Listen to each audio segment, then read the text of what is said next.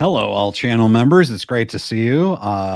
Hopefully, you popped over from the previous live stream. We're doing them back to back today.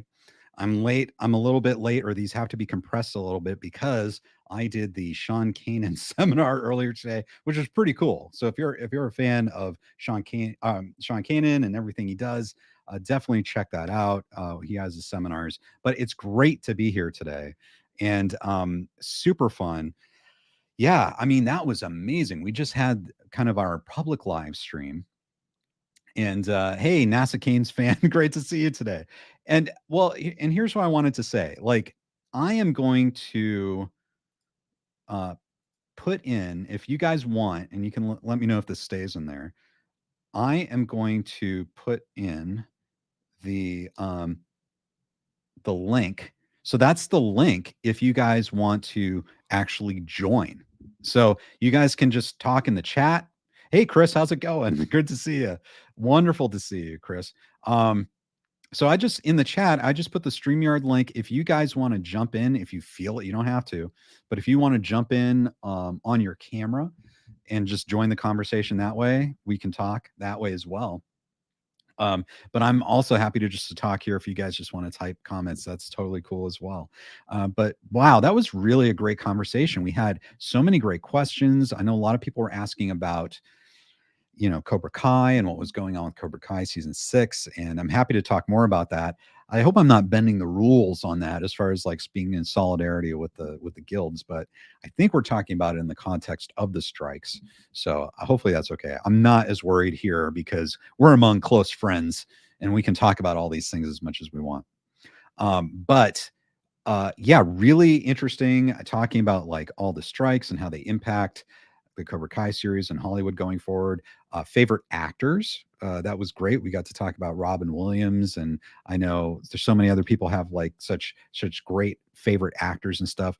One thing also that I didn't get to talk about before was, let me bring it up. I don't know how you guys feel about this. There's this basically what I thought was a horrible article from Slate, why we keep putting up with Martin Short. And it was basically just talking about how Martin Short's basically overrated and annoying. Um, and NASA Canes fan saying I'm downloading Chrome so I can join. Awesome. Look forward to seeing you soon, NASA Canes fan. Yeah, I just don't get this. Like, I understand, like, not every comedian, not every actor is going to be to everyone's taste, but it just seems so random to single out Martin Short because it's not like he's in our face. He's not like Will Ferrell or Tom Cruise or Denzel Washington or Liam Neeson, where superstars that are in everything and they're constantly shoved in our face. It's like, it's very easy to avoid Martin Short. And by the way, I think he's a genius. And so I appreciate everything he's in, but it's almost like you kind of have to like go watch a Martin Short project. It's not like it's shoved in your face ever. And it was just such a strange article.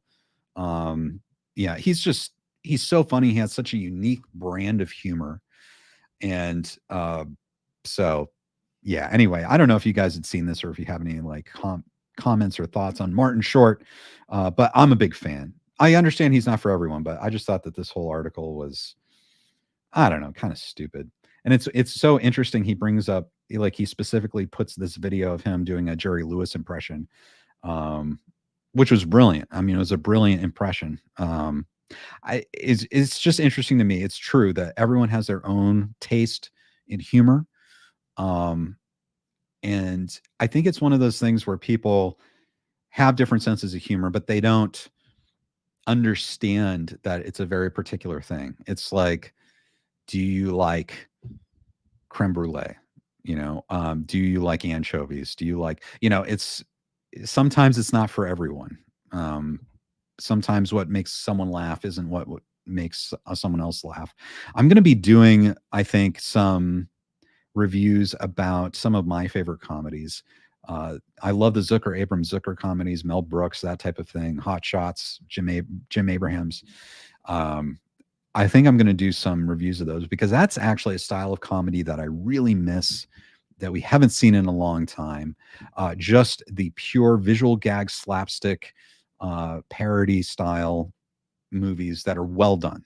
You know, there have been a lot of badly done versions of that style of comedy, but yeah, it's I love those things.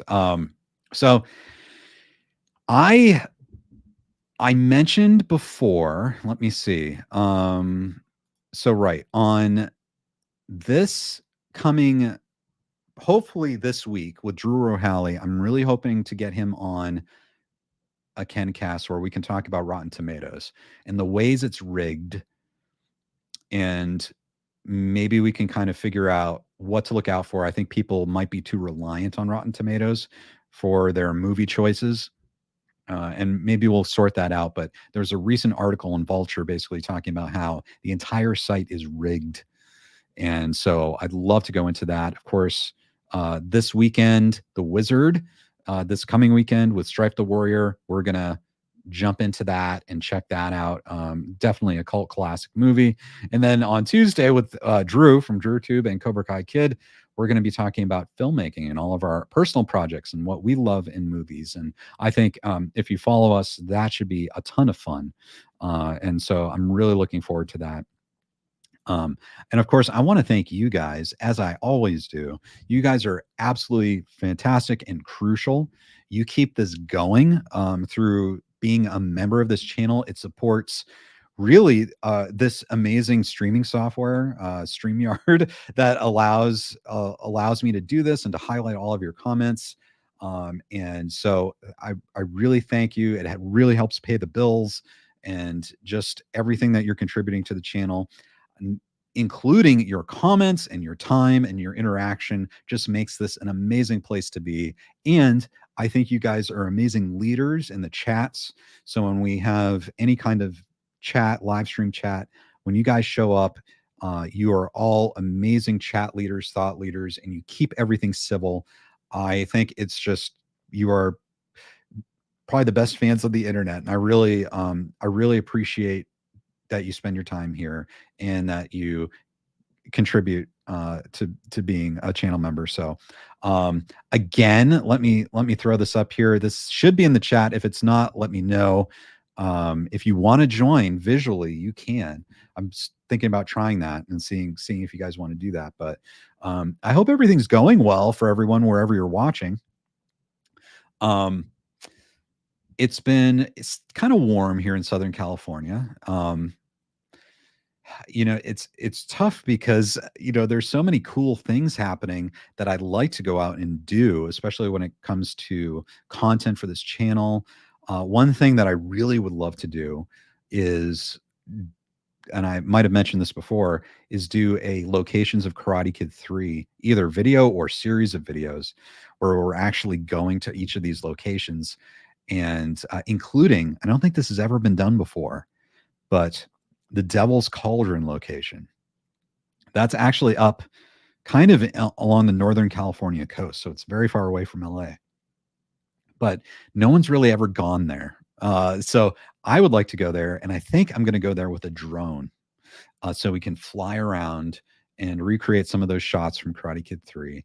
And I am trying to figure out if anyone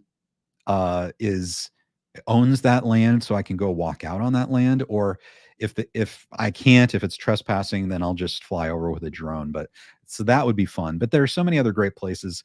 It would be amazing to go into the Ennis house. I'm working on that.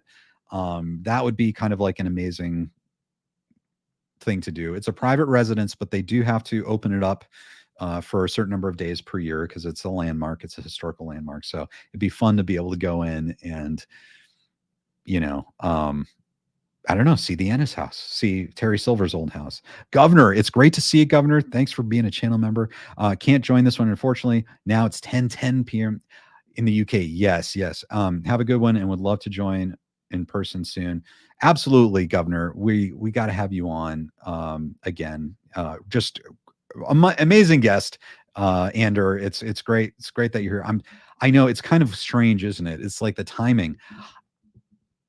It may be perhaps a bit too late in the UK. So maybe we need to do these things just maybe a few hours earlier as well. And maybe 11 a.m. here. And that might be, 3 hours earlier. That might help.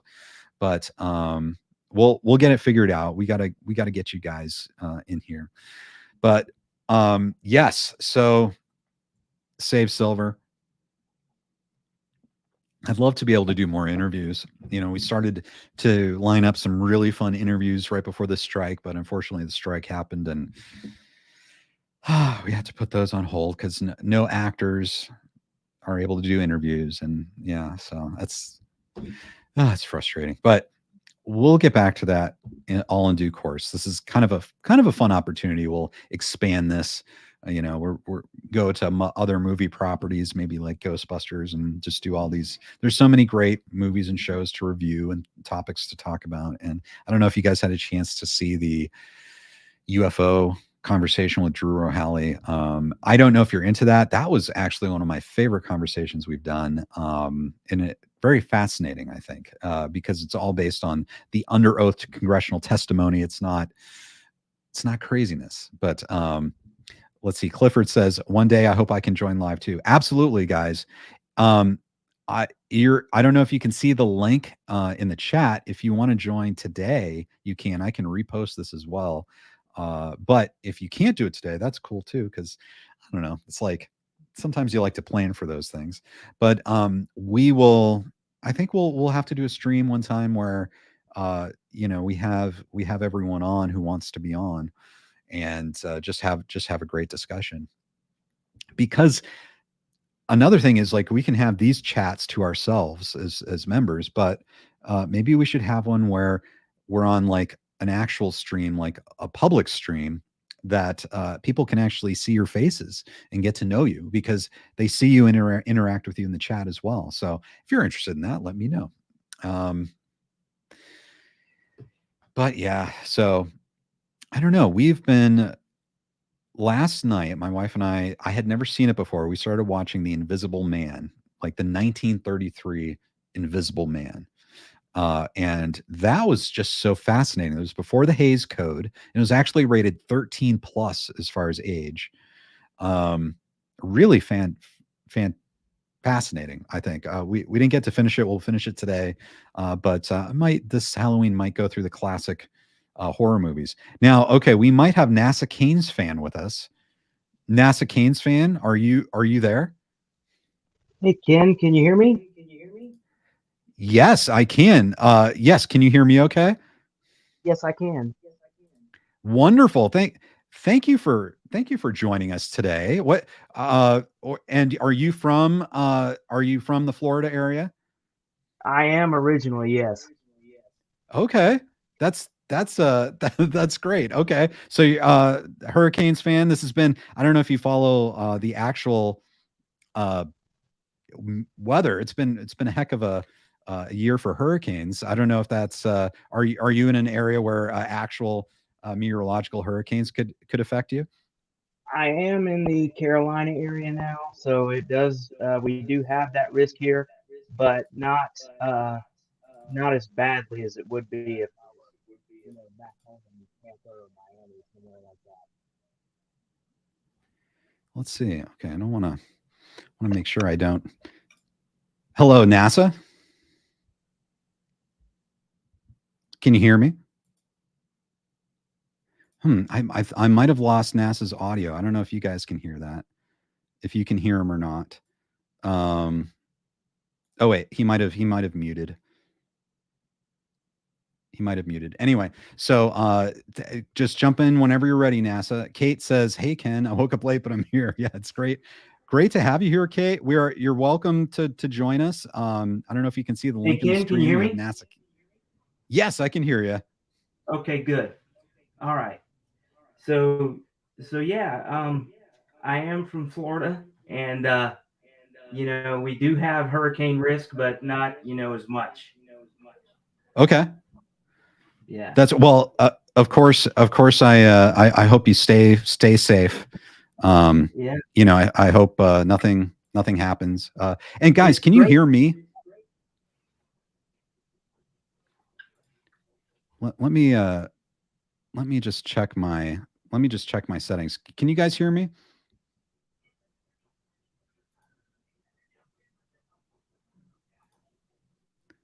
Okay, let's Yeah, Ken, see. I can hear you. Oh, okay, good. Yeah, I don't know what happened. It seems like for some reason I feel like there's something happening here where with my I'm sorry. But anyway, yeah, so NASA, tell us like how'd you get involved in this how'd you get involved in this channel? Are you a super Cobra Kai fan? Are you a movie fan? Tell us about yourself. I am. I got interested when I started reading. What was it, about 2016? About the fact that they were going to, do this and bring back, Johnny and Daniel and so forth. And I've been around since the YouTube days, and I was hesitant as to whether it was going to work because I've seen, continuations not work. The Mighty Ducks is a perfect example, but the big three did it right. Yes. And it's awesome. Yeah, it is. And that's something that I don't know how you feel, but I just feel it's kind of a miracle because the number of times they get these things right seems to be very small. And just the way they seem to hit it out of the park with Cobra Kai, just absolutely incredible. Yeah, I mean, and they don't miss much. I mean, I heard Robert Mark Kamen gave a series of interviews where he, whether inadvertently or not, dropped the idea that Silver would show up, and we got to save Silver. You know that, right? But when he Heck said yeah. that, he's just saying that. We don't know that officially yet. But then he came, and that was really the icing on the cake for me that they got, Thomas to come back and do that. I do have one question, Ken, and I'm not sure if you know this. Sure. When in season 4, right? At the Yes. very beginning of episode 1, is that Thomas playing that piano? Because he does play the piano. Or is that Yes. him doing that, or was it just was it put in later? That is a wonderful question. I am 95% certain that is Thomas playing. Yeah, because he's an ex. Oh, sorry. Go ahead. No, that was just really awesome to me because I knew he's multi-talented. I mean, this guy can play the piano. He's still very flexible. 35 years later, he doesn't miss much. No, he doesn't. He's really. I know that was one thing that I think Hayden Schlossberg said that they are taking advantage of like all of these talents. They learned all these talents that he had, and they were taking advantage of it in the series. And I think for someone like Thomas Ian Griffith, it's tough because it's sort of like, what direction do you go in? Because he's so good at so many different things. And Hayden was telling me when we were at the studio, he was saying that like he came up to them like as they were getting ready to do season 4 and season 5, and he's like, I'm actually really good with swords as well. And they're like, oh, okay. It's like, okay, well, we'll use that, and they did. In the finale, they used we had him fighting with swords. So but yeah, just I don't know if you've seen him on posting on Twitter or Instagram, like singing. Like, I don't know if you've seen him sing, but he's got a heck of a voice. Yeah, I haven't heard that, but I've seen him mostly in his movies. But he's awesome, and the fact that all these years later that they got Ralph and William Zabka to buy in after so many times of them saying, no, we don't really want to do this because it's not right. It had to be right. And this time it was. Yes. And yeah, and I don't know how you feel about this, but like when I was anticipating Terry Silver in Cobra Kai, I was thinking he could show up even in season 2, because they name dropped him in season 1. I'm like, when is he going to show up? And so he wasn't in season 2, but he was in flashbacks in season 3. and we saw him in season 4. Did you feel like that was good that they waited that long, or do you wish you would have seen him sooner? I did, seeing how they, at first I was, wondering, where's Terry? Because we know Hayden loves Terry, right? Yep. But seeing how it played out and how they wrote it, which was, just they hit it out of the park with the way they did it. I think it was right.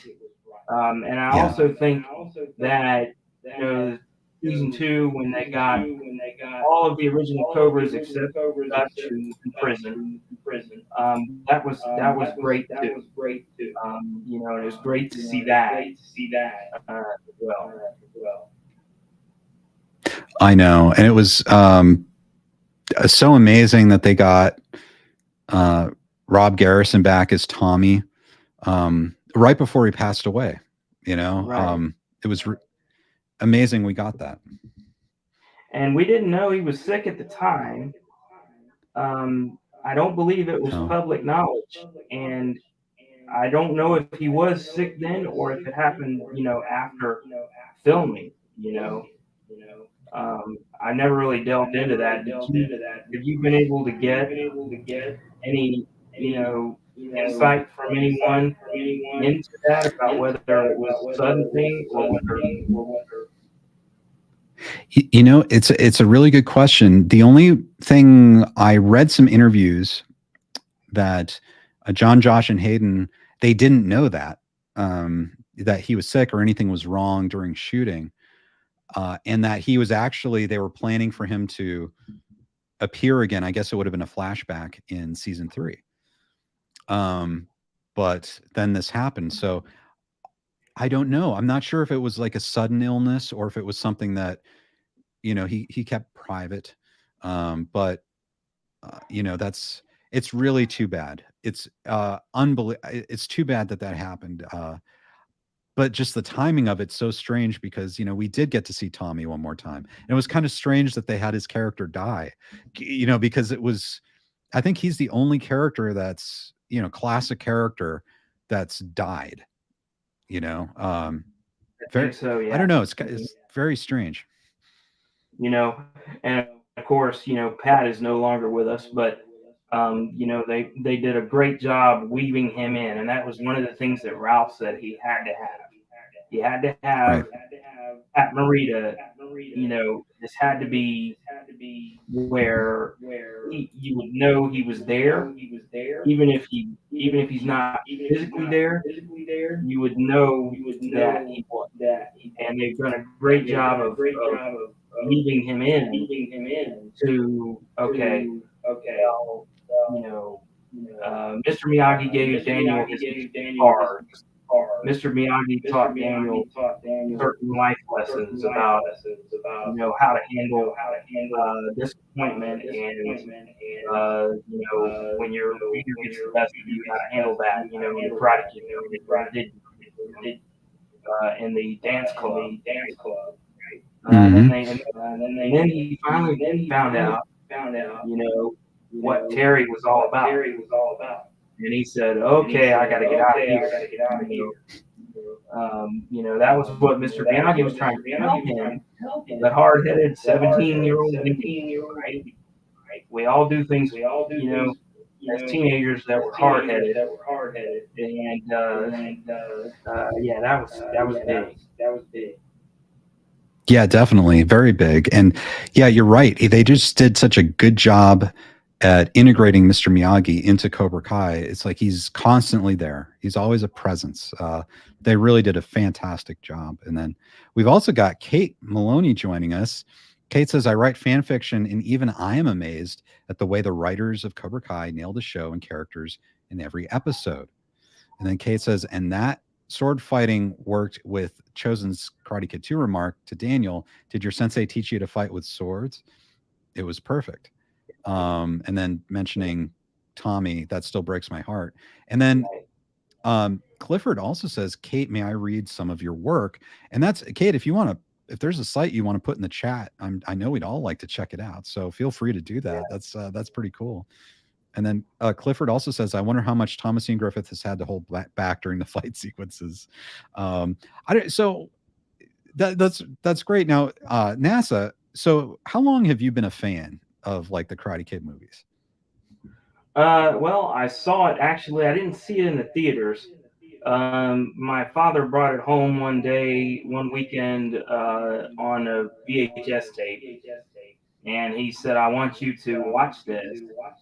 And I said, "Okay, well, what is it?" And he told me. I was like, "All right," and kind of from that point on, right?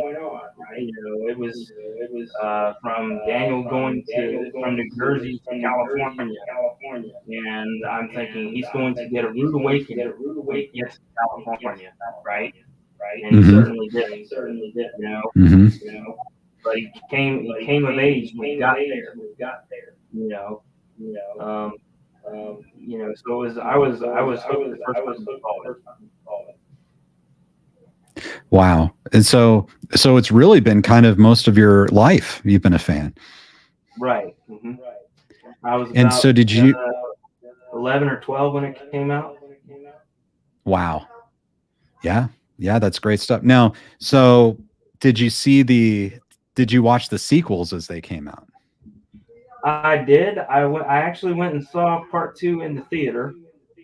My sister and I went to see part 2 in the theater, and going back to Okinawa was a perfect follow-up to the first movie, because we hear that talked about in part 1 that Mr. Miyagi is from Okinawa, and then at the beginning of part 2, when he finds out that he's going to go there because his father's ill, we find out that he's explaining to Daniel, well, this is Sato, this is UPA, Daniel says, okay, well, this is your girl, but. And he said, yeah, Miyagi best bud. And then you get into the conversation about, well, why did you leave? Mr. Miyagi explains it to him, and Daniel thinks kind of foolish. He doesn't quite believe it until he gets there and finds out. Honor is a serious thing. And Mr. Miyagi's talking about having that honor or what have you. That's serious business. Right. I know. And if I remember right, like I'm barely old enough to remember, but when that second movie came out, wasn't there like just mass like Karate Kid fever? Like I remember everyone was talking about the Karate Kid when that second movie came out. Like that seemed to be a really popular moment for the series. It was, if I remember correctly, there was a lot of press coverage about it. But in part 3, they were like, okay, why are you doing this? And we all know the story about Robert Mark Kamen not wanting to do that particular kind of movie. He wanted to go back and do the whole Shimpo Sensei story type of thing. And the studio said, no, we want you to do this, and we'll throw how many piles of money at you to do it. So he did it. I'm glad he did it. And I think that's another area where they explained Terry from Karate Kid 3 perfectly. Oh, he was hyped up on cocaine. And of course that's crazy. Laughing like a madman. So him being coked up is, I'm just thinking, oh, I get it now. Right. Yeah. Well, okay. Now, did you see part 3 in the theaters? I was hospitalized at the time it came out. So I saw it on HBO while I was home recovering from surgery, and because I had surgery and while I was out, and I came home and I was recovering, and by the time I got home, it was on HBO. I think I had the first time I got it. I did I did like it. I think it gets a bad rap, especially now that Cobra Kai has kind of cleaned it up and explained, well, this is why Terry was, doing what he was doing, and Jessica is Amanda's cousin, and so forth. Mhm. So I think Cobra Kai has redeemed it by cleaning up those gray areas. You know, Yeah, it's really kind of amazing, like when a movie can do that, or a series, a modern update can go back and kind of enhance, what came before. And for me, like another example of that would be like the movie Creed. I guess you could say the Creed series and Rocky 4, of course there people it was a massively popular movie, Rocky 4, but it didn't say like critically didn't do well, it wasn't as a drama, it wasn't like the Academy Award winning first one, but it's like that movie Creed gave so much extra meaning to what happened in Rocky 4. And it just if you were tempted to skip over Rocky 4, you really couldn't anymore. You had to go back and watch it because of the events that happened in that movie. And it's like I feel like Cobra Kai did that for Karate Kid 3, it's a must watch, I think, if you're a fan, and you want to catch up on things. right. And Ken, I have a question for you, and I've been thinking about this, with the strike and everything, and with multiple strikes, the writers and the actors, right? Mm-hmm. And we had a chat a week ago or a week and a half ago, maybe, where we weren't happy. Neither one of us and everybody here was not happy with Disney, and I'm still not happy with Disney.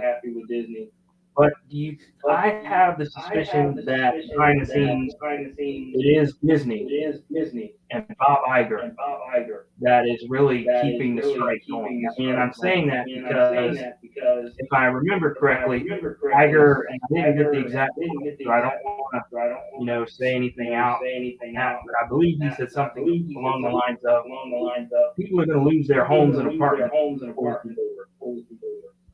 Right. Or that public statement was made by somebody, whether it was Iger or not. But I think Iger is one of the main forces behind this. And I'm waiting for someone to come in and say, no, to him. Mm-hmm. Yeah, that was a very controversial comment that Deadline reported some executive at some studio made those comments. Like, the whole point of this is to make them lose their homes and, then they'll come crawling back, something along those lines. And I think a lot of people assumed it was Bob Iger who said that because he had made some tone deaf arguments how, he kind of just like a business person would say, everyone has a right to fair compensation, but I don't like, they have to get real, what they're asking for isn't realistic. Like he said something like that. Though we don't know who said that. It could have been, I don't know. There's been speculation. It could have been like someone at Netflix. It could have been I know some people have thrown out David Zaslav for Warner Brothers. There are. Yeah, he didn't have any fans either. No, yeah, there's so many interesting personalities. And what was his name? Actor Ron Perlman came out and said that like we know who said it, and that person needs to be concerned about their property, that we can burn down their home. And but I don't know if he really knows who said it or if he's just kind of saying that to scare them. But yeah, there was definitely speculation. It could have been Bob Iger, but it's just, I honestly don't know. It's like, what's going on, guys? You got to come to a decision. It's like, you're not helping yourself by starving out writers. These are the creative people who are making your movies and TV shows, and you want to like starve them out of their homes. And they're making, they might leave.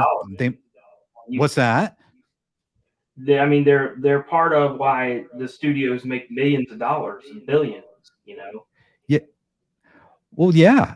And it's amazing, right? Like their ideas make it happen. And if this keeps going on, and if they're making it so they have to leave their homes or sell their homes. They might leave and never come back. You might lose a lot of talented people, and they might have to go get a different kind of job. And yeah, it's just it's so silly. And Kate says this. She says, I heard a rumor that Iger is trying to make a deal with Apple to purchase Disney, which, if true, would completely null and void the strike demands and contracts. There is. So a lot of industry watchers are saying that Iger is looking to get Disney in a condition where they can sell it to Apple. And I have seen speculation to that, and Disney to me is, and it's strange because now Disney has pulled all their programming from Spectrum, right? And I downloaded the Hulu Live thing and did that so I could keep up with what I needed to. But then Disney went and announced a few days ago that there's going to be a $10 price increase for Hulu Live TV, right? They're kind of putting their face off the spike of face. It seems like Iger really doesn't know what he's doing. That's a really good point. Because people have assumed he's just like this genius because, I forget how long he was in charge of Disney, at least 10 years or so. And during his time, like, he bought Star Wars and Marvel, and he like acquired all of this stuff, and the people started going to the theme parks like crazy. And then he left, and Bob Chapek, who is a different guy, came in for 2 years, apparently did a really bad job. Or people are starting to wonder, was Bob Iger not doing that great a job? And it just finally caught up with Disney when Bob Chapek came over. And now Bob Iger's in a place where he's almost not able to fix everything that was wrong. Like, it has been a lot of not so great business decisions. And right. I don't know. And I don't want to get into a political discussion here, but I don't think Iger would have stepped into that discussion with the state of Florida. I just don't, and I don't. I'm not stating an opinion about that one way or the other. But I just don't think Iger would have stepped into that with the governor of Florida the way Chapek did. And I think that led to his end, because it cost Disney quite a bit of money, and the stockholders weren't happy. It's interesting you bring that up because I've been looking on YouTube. Of course, I see a lot of movie stuff covered on different YouTube channels, and there has been so much frustration with Disney lately, a lot.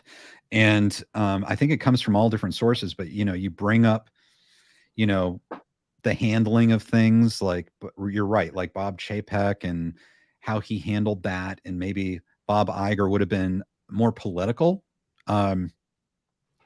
Obviously, there are a lot of ways, if you're a huge business like that, there are ways to handle that behind the scenes without going public, and I think it was probably mishandled quite a bit, but yeah, there's a lot of frustration. Like, are you sensing that too? Like, frustration with the Disney company?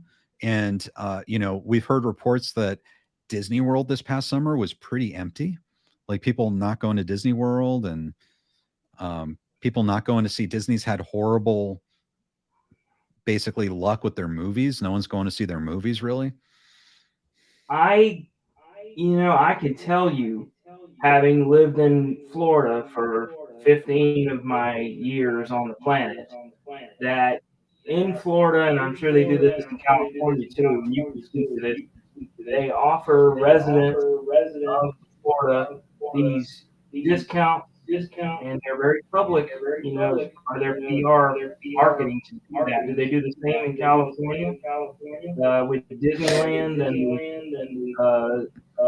but even with those discounts, it is, you're talking about still spending hundreds of dollars for one day at Disney, and it's hot and it's crowded and people have to stand in long lines to get on the ride, especially with Star Wars being there, and that leads to any number of frustrations, and I don't think people are real happy about some of the business decisions that Disney World has made. I'm not sure about, you can speak more to Disneyland, Right. but I do think there's some frustration there. And then, you've got the movie studio with the strike issue, and then the raising of prices for their Hulu live TV thing, and then this whole very public, dispute now with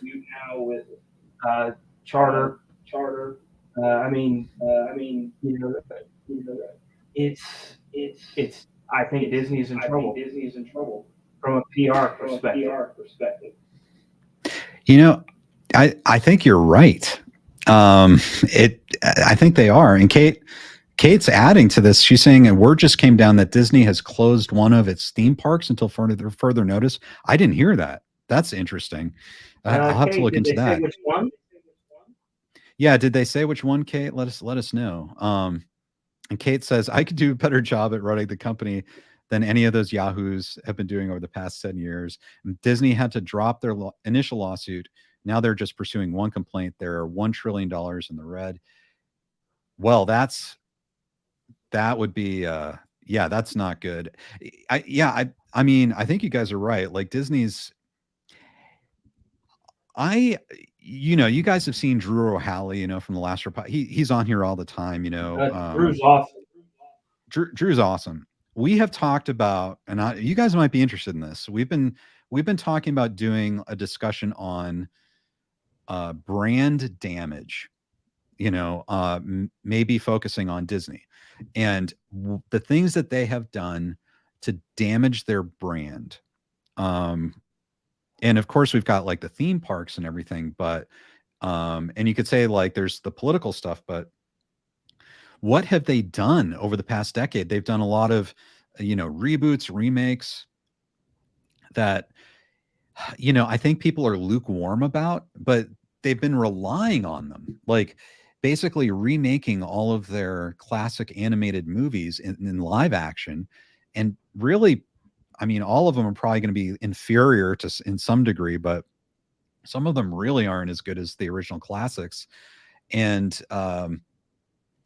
they haven't been creating much new stuff. Marvel, obviously they've done an amazing job with Marvel.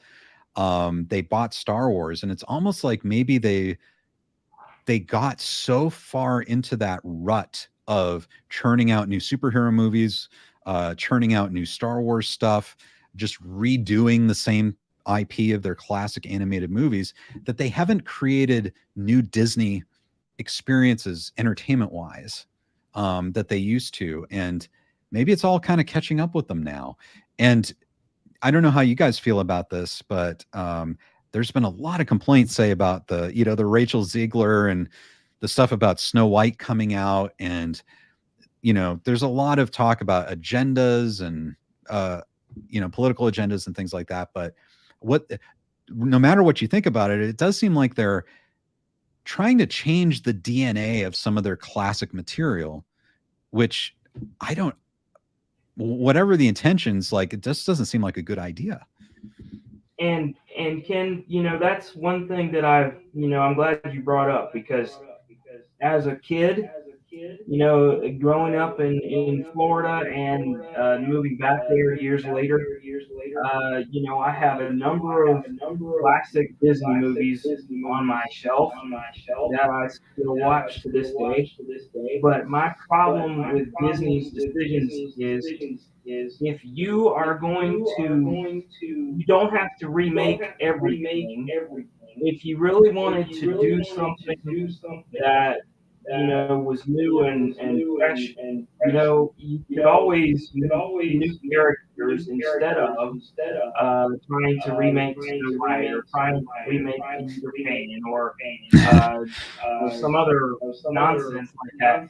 And I go back to this again. The Mighty Ducks Game Changers was terrible because they went back to this idea from Gordon Bombay. I hate hockey, and he's making a living keeping up the arena. And they didn't get Joshua Jackson or any of the other originals to ever show up. That was just terrible decision making. And I don't know who's responsible for it. And as far as Star Wars goes, they seem to have disregarded any input from George Lucas, right? And Yep. they just went off and did their own thing. And I don't. It didn't work for me. Well, I'll be honest with you, like that, when I heard, and I think it was in Bob Iger, he wrote an autobiography, right? And in that, there was a section where he talked about the moment where he had to tell George Lucas that they weren't going to be using his outline for the sequel trilogy. And I read that, and I think I went to myself, oh, this guy actually might not know how to run a creative company, because I think he really missed the boat. I think someone who really understood his business well would understand that if he acquired Star Wars, it'd be very important to at least use the outline, use the template from the creator of everything. And that's the thing, is it's like people have different opinions on Star Wars, and we could get into that too, actually. I'm sure we could have great discussions about it, but the idea that the creator of the series has given you a story outline, which actually we know what it is now, and it sounded pretty good, and you can still massage that and change that, but the idea that you're just going to throw that away and come up with your own, I don't know, that's a lot of creative hubris. And I think we're seeing the result of that now. They detached themselves from the origin of Star Wars, and now they're kind of flailing around, and nothing's really been able to recapture it. Right. And there's one more point I want to make about what you just said. I remember as a kid when Ted Turner sold out to AOL. AOL Time Warner came about, right? And Ted Turner had purchased Jim Crockett Promotions, which was a wrestling promotion. And when he merged with Time Warner and the AOL deal came about, he was no longer involved in any of the real decision making. And AOL decided, hey, we're going to go get a guy who ran a pizza joint, who was a Pizza Hut GM or vice president or whatever, to run the wrestling company that we just bought, that we really didn't want. Ted bought, but we have it, so we have to do whatever with it. And that company doesn't exist anymore. It took a number of years for WCW to go by the wayside. But what Iger did with Star Wars is the equivalent to me of just bringing some guy in that didn't know what they were doing. And I thought about, a lot of the decisions were made around the AOL Time Warner merger. Now you've got Warner Discovery, Zaslav, who knows what he's going to say next to. You never know what these guys are going to say. And because they're in the big chair, they think they have the bullet pulpit to play. And it doesn't play well. Right. Yeah, I think that was interesting. I want to say that, did Hulk Hogan talk about that recently in an interview with Joe Rogan about how, like he made a deal with Ted Turner, like when Ted Turner owned WCW, and then when that got bought out, he kind of was motivated to sort of leave WCW because I think he didn't like where it was going or something like that. I think that's Ric Flair hated it. Ric Flair hated it, and if Hulk Hogan and Ric Flair tell you they hate something, you might want to listen to that. Right, right. I know. Oh, it's so fascinating. And then okay, so Kate says Disney reminds me of the company that spends more money trying to attract new customers rather than spend a little time keeping the existing ones. They could have used the outline from the Timothy Zahn books, right? And it's interesting that they're bringing back Thrawn, I guess, who is in the animated, but obviously that's a Timothy Zahn creation. I could have written a better outlined story for Star Wars or for Mulan or Snow White or Obi-Wan. Yes. And Lucas was so busy trying to offload his company to avoid taxes and other stuff that he didn't take the time to finagle a deal that would have allowed him some creative control. I know, and it's so interesting, and I wonder how Lucas feels about how it all turned out, because I think he felt like it was in good hands. He felt like he picked Kathleen Kennedy to run Lucasfilm, but it's almost like she completely did the opposite of maybe what she promised she would do. And Right. and then you're right about the creative control. I'm sure on a certain level he wanted to sort of retire and feel like he didn't need to have creative control, that they would do it. Like for instance, when he sold it, I know he said he was under the impression that they were going to use his story outline. And so I'm sure he felt like, okay, it's fine. They're going to use my outline. They're going to produce what I wrote. Everyone's assured me of everything, and I've handpicked my successor. They're going to shepherd it. It's going to be fine. And then they completely went back on that. And so I'm sure he's Right. frustrated. Right. Those were just decisions that for me, and I loved Star Wars as a kid, and that those were decisions for me that just didn't work. And and that's not the first time that we've seen that. I mean, Eddie Murphy, when he made Beverly Hills Cop 3, personally said that was terrible. And then he said, "Well, if we're going to make a fourth one, we got to have the original guys," and he got to. So and the same thing happened to Top Gun Maverick. Tom Cruise was resistant to it at first because he didn't want to screw it up, and then he did it, and they did it the way he wanted it done, and it worked. And I think the Yeah. new Beverly Hills Cop movie might work well because Eddie Murphy's the big, he's the big hand in that. He knows it backwards and forwards. So I think it'll work.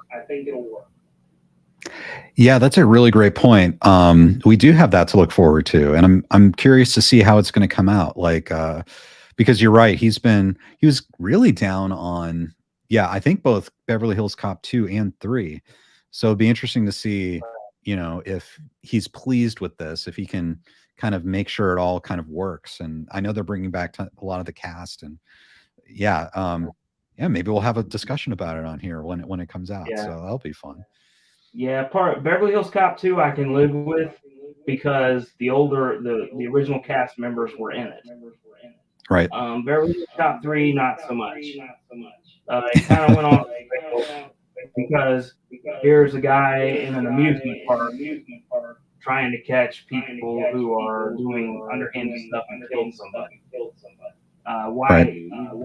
The part that didn't match up for me is you have Axel Foley in an amusement park. Come on. Yeah. It's weird because it's like, we talk about Disneyland and all these things, and it seems like it could be a promising idea. Maybe like the idea that you could go to Disneyland, but there's something like horrible and criminal going on there could be funny. But yeah, it's almost like it was never believable in that movie. Like it didn't seem, I don't know, it didn't seem like the bad guys were believable. It was weird. It was kind of a weird movie. Right. And you had Bronson Pinchot selling guns. Right. I mean, futuristic guns. And you had John Saxon, who has worked with people like Bruce Lee, basically, appearing in a role that didn't match him at all. Yep. Yep. It's really, I know that was kind of interesting. And as far as Bronson Pinchot, I guess you said his name perfectly. He said, I guess apparently like Eddie Murphy was kind of depressed during that movie. So when he was acting, like if you see him perform in that scene, and there's no Eddie Murphy in it, basically Eddie Murphy wasn't there. And he was basically performing against the director. So he wasn't even like able to do his character with Eddie Murphy. It was kind of, I don't know. The whole thing just seems like it was so bizarre. Right, and it was a cash grab, and we all know it, right? By Paramount, and I don't want to get into this too much because I know you have other things to talk about, but that's what really disturbs me about this new Karate Kid movie that they have coming out. They announced it, and everybody's like, okay, is it going to have to do with the originals or what? And here we have this idea that Jackie Chan and Jaden Smith are gonna, do it again. And I'm like, okay, that didn't work the first time. And what makes them think it'll work the second time? I mean, are they just using Will Smith's name to get it to work? Is that what they're doing here? Right. Yeah, I know a few things behind the scenes that I can't talk about, but yeah, it's one of those things where, yeah, I agree with you. I don't know what's going on. I don't know why they're doing that. I don't know why they would launch into that without talking to people involved in Cobra Kai and like bringing them on board, and again, it's like this other thing. I don't understand the thought process of you're taking a property that's well loved and classic, and you're taking the name of it and you're slapping it onto something that's different, that doesn't have those elements, and you're expecting people to come and enjoy the movie. It's weird because it's like you're setting people up with the expectation that they're going to see a Karate Kid movie, but then they're going to go see it and it's not a Karate Kid movie. It's really bizarre to me. No, it and it has to. I know that the big three haven't really. They've been supportive of it publicly, but I mean, I can just imagine what they're thinking. Like, okay, why would you undercut us with this when we're doing the last season of Cobra Kai? Why would you undercut that with this? And you know who's really probably upset about it to his wits' end is probably Mark Kamen, because he really would not have done anything along that line to begin with. Right. And I just don't get it. This is another example of the hubris we're talking about. Yep. And the thing is, that thing we were talking about right now with this movie, you can see that this happens over and over again across the entertainment industry. And you can tell it's just a purely business executive decision. Like it's made by an executive or executives that don't understand the properties they own. They just know that, oh, Cobra Kai is popular. That means people are thinking of the Karate Kid. Let's make another Karate Kid movie, and even they're not even thinking of, well, before we do that, let's get John, Josh, and Hayden involved, or let's get William Zabka, Ralph Macchio, or maybe Robert Mark Kamen, get him involved, and just think of like, what are some ideas, even if you're not doing a straight Cobra Kai related movie, like what are some ideas for a movie that would match why Cobra Kai is such a successful show right now? It's kind of stunning to me, like how they don't just do that basic work. I don't know if, say, anyone watching, or NASA, if you're a fan of, say, Star Trek, but kind of the same thing was happening in the Star Trek world, where they're making this show that's just not traditionally what Star Trek is about, and it has some fans, but it's like, what is this? And I'm just talking as an older, as a fan myself, but really kind of, with the exception of Picard season 3, I feel like Terry Matalas in that universe is basically doing what the big 3 and Cobra Kai have done. Like he's a genius in that one season. He had one season to do it. But other than that, they're making all these Star Trek shows, and it's like they don't understand what Star Trek's about. It's really bizarre. But I think it's catching up with them, and I think it's leading to financial ruin, to be honest. And I did give Discovery a chance, and I'm trying to give the Star Trek Strange New Worlds a chance because it connects back to the original series and whatever. But back in Deep Space Nine and Voyager were big. I was kind of hoping we would get follow-up to those. Yeah. It's time for Cisco to appear and tell everyone what he's been up to these past 20 years. Or at the end of Voyager, when it first ended, all we got was, okay, they made it home and they're orbiting, or they're getting ready to orbit Earth. There's no payoff. We don't see, Tom reunite with his father and introduce his wife. We don't see Chakotay reunite with anybody. There are just parts of that rub me the wrong way. There's no payoff, right? And I'm here kind of hoping, hey, maybe we'll get a payoff with everything that Paramount's putting out. And with Picard, they got it right again, like I said. But I still haven't seen anything that I'm really thrilled with as it relates to Deep Space Nine and Voyager. And I know it'd be harder with Deep Space Nine because Renee, how do you pronounce his last name? Amberjois and Aaron Eisenberg has really dog. So it might be a little bit more difficult there, but they just haven't tried. Yeah. It's like I don't think they understood why those series are popular. I'm not even sure that the people in charge, Alex Kurtzman, I'm not sure he's probably even watched Deep Space Nine, to be honest. I don't know. It's just kind of strange. And Kate says, when I beta a writer's story, my first rule is that they get final say. Even though they tell me, I trust your direction, I let them decide to keep or junk what I've done to their baby. It's a good thing. Now, she also says, a commercial just came on for Hulu Plus at $50 a month for the first 3 months. Disney's really hurting. What do you get with Hulu Plus? I'm wondering.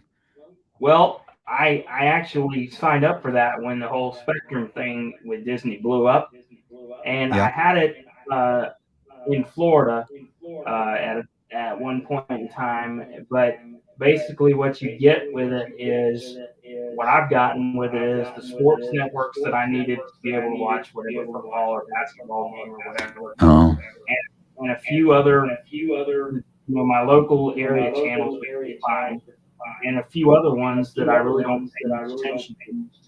And YouTube TV would probably be more along the line of what I would be looking for as a long-term solution to whatever goes on with Disney what have you. But you don't get a whole lot with it. That's so. Yeah, we're here. We're hitting an interesting point now with Disney. I think really bizarre. I think this is definitely going to be an historic time in the entertainment industry, and I think it'd be a shame if Disney's been running their business poorly, and that results in them having to sell off to Apple, because they've always been a company that's charted their own course. They've done their own thing. They're very well known.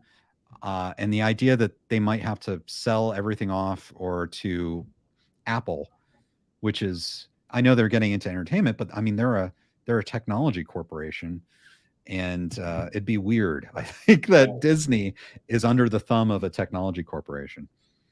I think that what we're actually going to start to see here, Ken, is Disney is going to say, okay, cable operators don't want to pay for ESPN. So we're going to take that and just put it, you're going to subscribe to the ESPN app through the web. They're already talking about doing that. And I think that kind of lets the genie out of the bottle. Oh, you don't want to pay for HBO and Showtime? Okay. Then you have to get HBO Max to the content. I think that's the where we're headed with that. Yeah. I think they really did themselves a disfavor. Yeah, right. I know, Kate. Seriously, put me in charge. I can turn it around. I think they really just did a disservice to themselves by trying to chase Netflix so hard, where Netflix had, I mean, over 10 years to figure out how to do streaming. And then all the companies decided to go all in on streaming. And they completely killed their theatrical window for movies. And they also kind of killed their home video markets. And even though if those might not have stayed as big, those were revenue streams. And they decided to go all in on streaming, which is losing the money. It's losing Disney money. It's losing Paramount money. Warner's, it might be losing the money. Netflix has figured it out, how to stay profitable, but most others not. And so they've gutted themselves. It's really crazy to watch. And that's another thing we might start seeing. The pandemic kind of let that genie out of the bottle as well, where okay, you couldn't go to theaters to see this. Well, we'll just direct streaming, and what that actually does, it hurts the theaters and people that work in those theaters, teenagers who might be getting their job, the people who invested a whole lot of money in running a movie theater. We know that's not good, right? I mean, you got just think about the electricity bill to run a place like that. Wow. Right. I mean, that's not. And then they've got the ancillaries, they've got the popcorn and the concessions and maybe a few video games running around. And it's gonna. I think that's another area where we're gonna start seeing, okay, you don't want to go to the movie theater anymore. We'll just go direct to stream. And I'm big on home video. I know that physical media is not going to be with us maybe 5 or 10 more years, if that.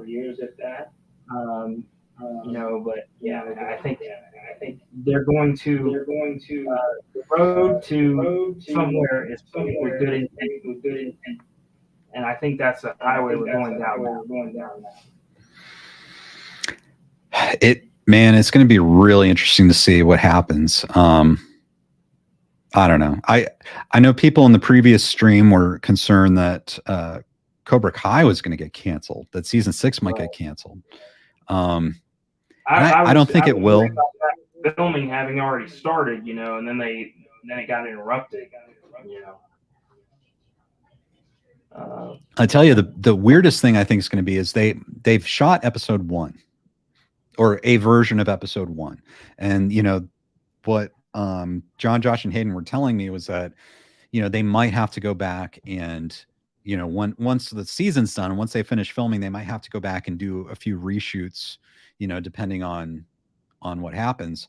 But people were talking about the time jump, or since the cast is young, the idea that it's going to be so much longer before we see season 6 that they're going to appear to have grown quite a bit, in between the two seasons. But we're actually hitting a point now where they might grow in between episode 1 and episode 2. It's going to be weird. Right. And I think, we might, I hate to be the one that comes up with this idea, but will we see, okay, everybody graduated high school, will that be necessary to go back and say, because of the strike and whatever, will it be necessary to go back and say, okay, everyone's graduated high school and they're doing whatever they're doing, right?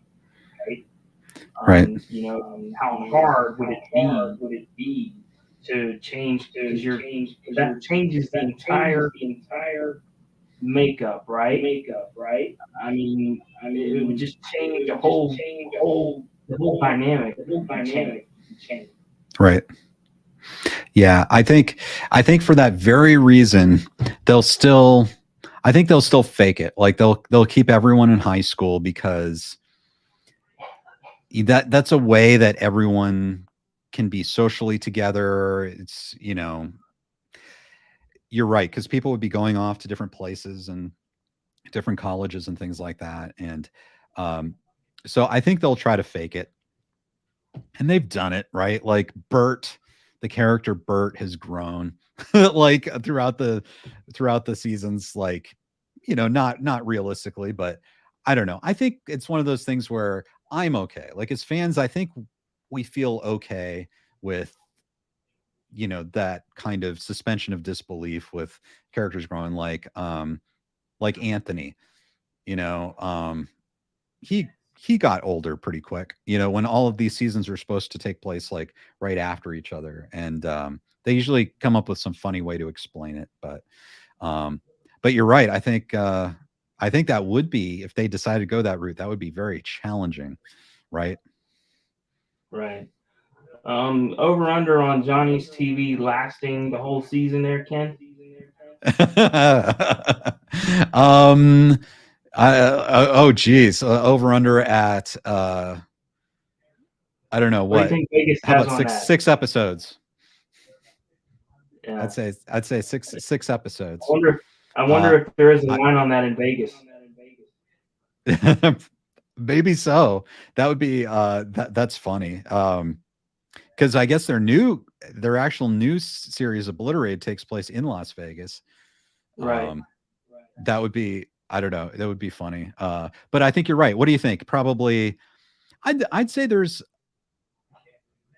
let's just say I'd say a 70% chance that his TV's intact still by episode 6. Right. Maybe it falls off the wall when the baby walks too close to it or something, right? Oh, Maybe yes, that's right. The baby. the baby throws its toy at the TV and it comes flying off the wall. Yeah. Oh yeah, 100%. And then Chris jumps in. TV will get smashed early. Oh yeah. Yeah. That's just become a running thing, right? We saw it come off in season 1. In season 2, Daniel helped with it, and then it went from there. So, right. Yeah. This has been really great, Ken. I appreciate you having me here. Sure. This has been really fun for me. I would love to do this again when Drew's around, and that way, And of course. Terry and you have a member stream with Terry's lawyer and Drew, and maybe watch party, huh? Oh right, watch party. Yeah, we got to have him back. We did kind of before season 5. We did a thing where we, we're predicting our predictions for season 5, and we were going to go back and see who won, and we haven't done that yet. But I think we're going to do that. We're going to have to bring back watch party and then also Peter Vonosak and everything. Yeah, we'll definitely do more of these. If you enjoy this, like, this is great. Like, we can have like these sort of member only streams, but then we could do these streams, these public streams where we have you guys members on, because all you guys have amazing things to say about everything. So the only constraint I'm under right now, I think, is the I'm trying to be in solidarity with SAG. We're trying to avoid discussing really, right. Yes, exactly. And so I'm hoping that at least the SAG strike will be over soon, and then we can kind of openly just discuss any of this stuff and maybe have long discussions. Yeah, Kate agrees. Love this chats. Maybe someday I'll be able to chat with Ken in person. Yeah, absolutely. And guys, yeah, just if you're watching this, guys, and you like this, I know Ander loves this kind of thing too. I'll do this from now on, like with the member chat, so we can just we can just open it up, and if anyone wants to join, they can join. Then maybe we can do this also with the public chats too. And because it's fun. I love this. This is great. It's great to actually hear you guys. Right. As a, I love seeing your messages, but it's also great to hear you guys. Right. This is I appreciate you having me, Ken. This has been really great, and like you said, it's really great to to be able to converse. I'll get a better mic next time. I pulled this mic off my old computer. I'll get a better one. But Oh, I can hear you great. this has been awesome for me, and I appreciate you giving me that opportunity.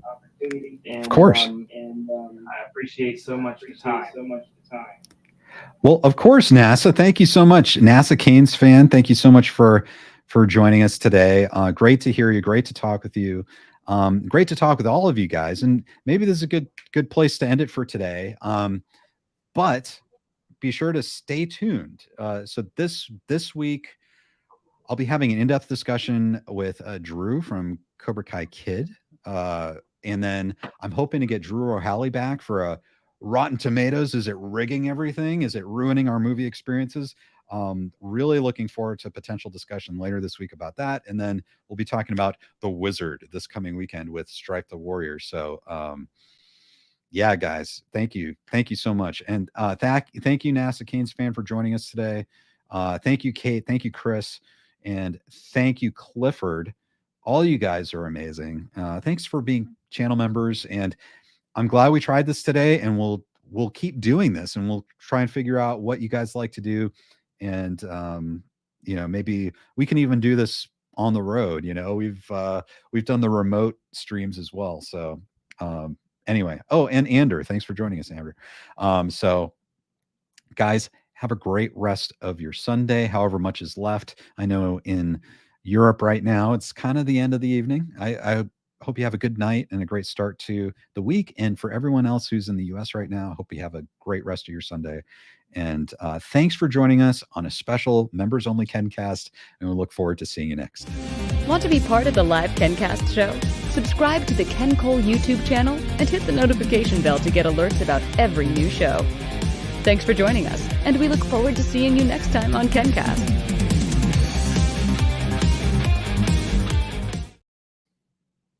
Testing. 1, 2, 3.